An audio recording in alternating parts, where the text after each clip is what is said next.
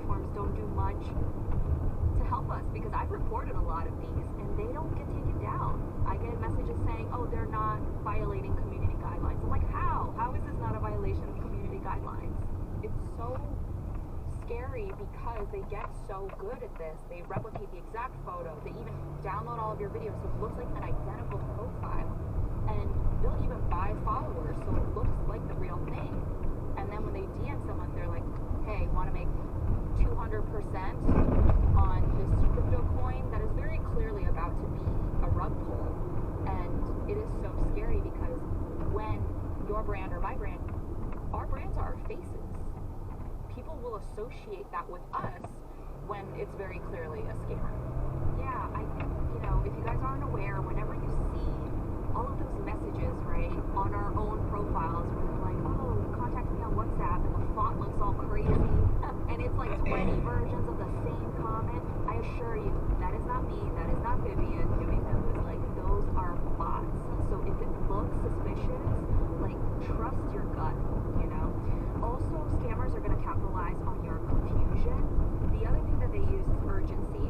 Like, hey, this is going away. This needs to be taken care of, like, right now, right? Like, this is a one-time opportunity, gonna end soon.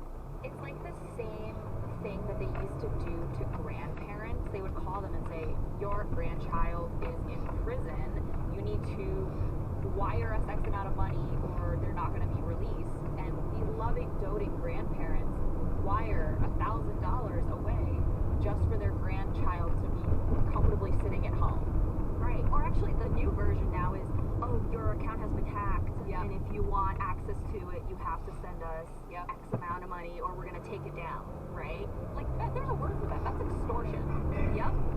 And of course fear, like you were mentioning, so threatening things like court action or criminal charges, that's the scariest version. And that happened to me when I was undocumented and I got this phone call saying that my social security had been compromised and that I had a court date.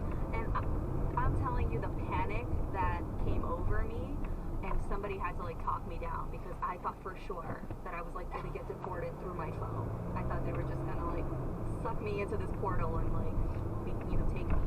But again, I think the best thing to do in that moment is to take a breath. Don't do anything. Don't react.